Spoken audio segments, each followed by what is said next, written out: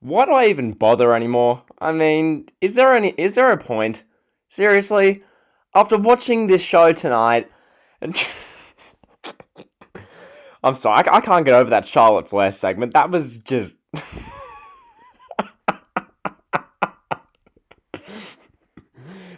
Charlotte's promo, uh, Charlotte saying that the fans are demanding more of her, and that, like, Fox want their blonde 5'10" champion on their show. Just, what's the point, dude? I just don't care anymore. I seriously don't. I mean, I said in the Raw review, this build to Backlash is gonna just be excruciating, and this SmackDown tonight was no exception. It really was just a chore of a show. Now, personally, I missed the first 40 minutes, but I caught up on all of that, so I've got a full review for you guys. Without further ado, I mean, I guess I'll just briefly sum the show up, then I'll get into a full review. Basically, tonight was the first two matches in the Intercontinental Championship tournament, which, the matches we got tonight, we got a thrilling, must-see matchup, Elias versus Baron Corbin, the rematch. And this was like a long-winded 20-minute match that made a bunch of people fall asleep and change the channel. Thank God I didn't watch this live. This looked absolutely just excruciating. Just rest holds, mat game, Corbin punching Elias, who gives a damn? I mean, what else did we get? Bryan versus Gerlach, pretty good match, one of the better parts of the show, and Bryan advances, all cool. Then, I mean, this whole show revolved around who's Otis' mystery partner going to be? And it wound up being Strowman. No surprises with that, because they showed Strowman backstage like 4 times talking to Otis. And then in the end, literally the show ends with just Otis and Mandy Rose in the ring, and Strowman's there holding the title. And that was all they did to end the show. Is there any point even doing this show? If that's going to be your ending? What about that ending is going to make me as a viewer think, damn, I've got to watch next week? Okay, and next week, they've supposedly loaded up Smackdown. Listen to this card. They've got Sonya Deville and Dolph Ziggler versus Otis and Mandy Rose, which I'm looking forward to. It's the most interesting thing in the WWE at the moment. We've also got, Charlotte Flair versus Bayley in a champion versus champion match. Why? We've seen Charlotte versus Bayley about 400 times. Okay, bringing Charlotte, the Raw superstar who's the NXT champion, to SmackDown, it's just laughable. And then also we're getting AJ Styles versus Shinsuke Nakamura in the IC title tournament, and then we're getting another match, Jeff Hardy versus Sheamus. Like, the IC title tournament, I'll get into it in a minute. So, basically, this review, I'm just going to go through my Twitter and just read off kind of my notes from Twitter, because otherwise I don't really care. So, we open the show, are you ready for a good time? No. Are you ready for a good time? So, we open with that. Otis comes out for Maz Tay with The Miz and John Morrison, which essentially, this wasn't terrible. It was an okay, kind of mediocre segment. Basically, Miz and John Morrison were bullying Otis because he's a goofball and needs to go on Weight Watchers. That was basically the segment. Okay, so Otis, he was doing all his, his Otis-isms, I guess I'll say. So, he's, doing his, thrusting, he's doing his gyrating, he's like, oh yeah! So, I mean, that was the opening segment. Basically, Heavy Machinery's no more, from what I've seen. They've just given up on Tucker altogether.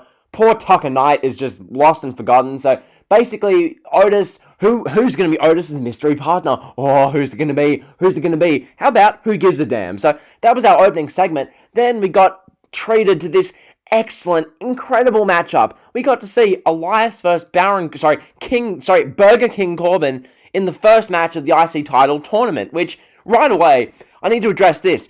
To WWE, in the nicest way possible, just, why isn't Cesaro in the tournament? Okay, he's the dark horse pick. A lot of people thought, Cesaro should win this tournament. He's not even in the damn thing. Okay? I thought even if Cesaro was in it, they'd probably have Cesaro lose in the first round because this is WWE, but you didn't even put Cesaro in the tournament. Instead, you brought AJ Styles from Raw over to SmackDown instead of putting Cesaro, a SmackDown guy, in the SmackDown tournament. It's just, why is Cesaro even in this company anymore?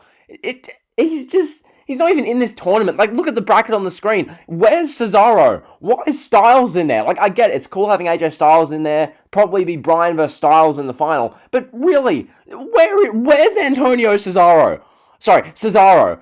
Where is he? So, that's my first gripe at the tournament. Elias versus Baron Corbin was just a chore. It really, well, this was sleep-inducing. I only caught some highlights, but everything I saw from my Twitter feed, people were changing the channel, people were having their bathroom breaks. Basically, it's everything you expect. Baron Corbin with some rest holds. You've got Elias getting some offense in. They go to commercial. There's that infamous, or now infamous, like, little meme gif of basically Corbin punching Elias on the announce table and Michael Cole standing there looking unimpressed.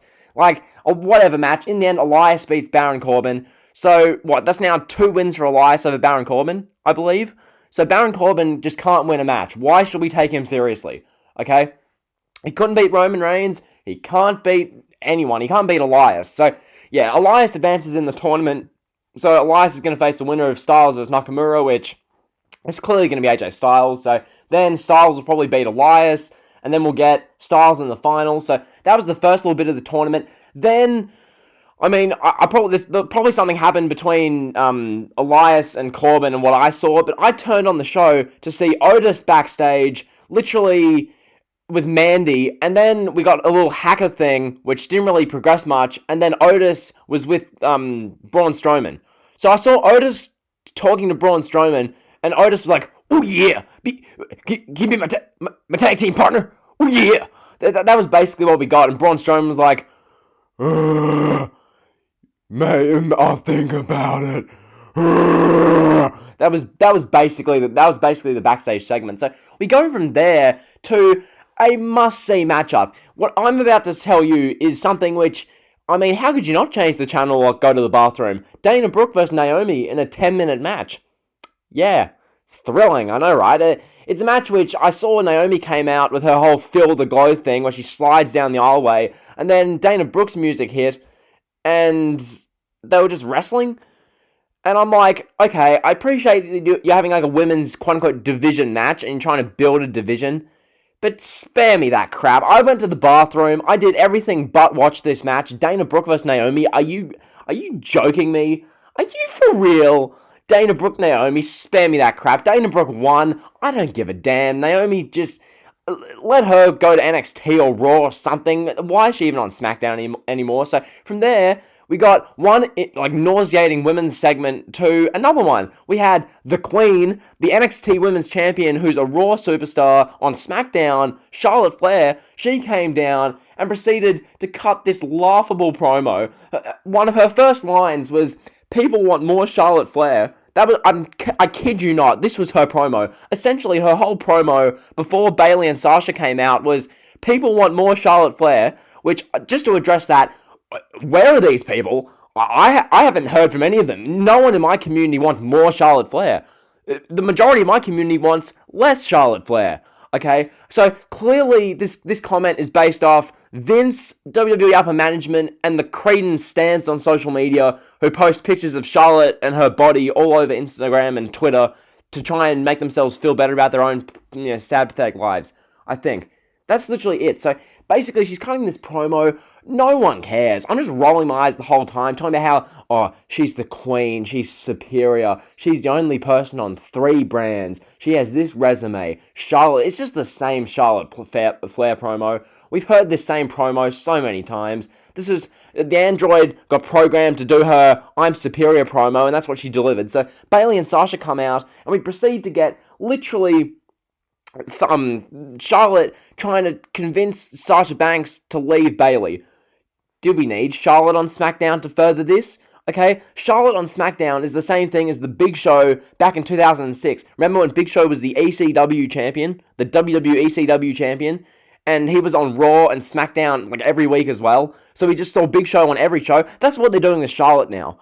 Just so overexposed. Most people didn't even care for her anyway because of how they've shoved her down our throats since 2015. But oh my god. Seriously speaking. So that's what we got there, which, I mean, that was alright. Did we need Charlotte Flair though? So then we got the Forgotten Sons, this like 25-second backstage kind of little segment. Jackson Riker, he's talking, he says the word BS, and they like bleep it out. Good stuff, okay? Stuff like that, they need more of on this show. I genuinely thought that was like a good kind of backstage segment. Gave us some more detail on the Forgotten Sons, made me care a bit more. That was good. So from there, we proceed to get Bryan vs. Gerlach, IC title tournament. Okay, so this the match itself was good. I mean, Bryan vs. Gerlach was a good match. Nothing bad to say about that. But commentary was absolutely abysmal. Seriously speaking, I tweeted this out. But why were Corey Graves and Michael Cole talking about Michael Jordan, Phil Jackson, Tiger Woods? What? So they're really comparing Michael Jordan and Phil Jackson, who were the spearheads in a decade-long, pop culture defining, worldwide known NBA dynasty with 6 championships, basically like 8-9 years of dominance. You're comparing that Bulls team, who are so spotlighted and infamous, to a 6-week Bryan and Gerlach partnership? Like, what? What? Like, stuff like this is why I clown on the commentators. What? It just makes no sense. Yeah, in the end, Bryan wins. He targets the knee. Bryan advances in the tournament. Afterwards, Renee Young interviews him and he says that he wants the IC title to be prestigious again. This I like. This was something which basically I did in my what if I took over the WWE video. That's basically what I did, so I'm nothing to complain about there. And yeah, I mean, the rest of this show was just like, what even happened? Basically, Sonya Deville cut this really good promo backstage. Sonya Deville was a part of the best thing on this show. She cut this promo about Mandy Rose again. Ziggler's standing there. Great stuff. Next week, Sonya and Ziggler versus Mandy and Otis should be really good. That's the thing I'm looking forward to next week, outside of anything else. So that's what we got there. And then I guess we got the main event, which, I mean, Otis and Braun Strowman versus Miz and Morrison. It went for like 8 minutes. We saw Braun Strowman do a caterpillar. I'm happy the match ended. Basically, Strowman just power slammed Morrison and won. And then their music was playing. And then Mandy came down, like hugged Otis. Otis half teased a cash in. He didn't even really. Strowman like turned his back for 2 seconds. Otis looks at him. And then they did like the, oh, he's teasing a cash in type thing. So that's what we got there, which, I mean, whatever. Then the show just ended. So anticlimactic the way to end SmackDown. Seriously speaking, that was how you're ending Friday Night SmackDown on Fox. This whole 2-hour show, the big climax was Otis just standing there with Mandy as Braun Strowman's roaring. Thrilling. So this episode of SmackDown was a complete redundant waste of time. I don't know why anyone would keep tuning into this show week in, week out if you don't have like a YouTube channel or a platform to speak about it. Seriously speaking, this show is going to drop in the ratings again. Next week's show, Styles Nakamura in the tournament, should be a good match, but I don't know, where's Antonio Cesaro? What else? Jeff Hardy versus Sheamus, they're rushing that in the tournament. Fine, I guess. And then what? We're getting the mixed tag match, which I've spoken about, which I'm looking forward to. And then we're getting, there's something else, which I'm forgetting. It doesn't even matter. Oh yeah, Charlotte versus Bayley in a champion versus champion match. Thrilling. I can't wait. So people are going to fake their hype for that show. I'm not hyped for that show. Meanwhile, this show was terrible. So like, comment, sub, you guys know the drill. See ya.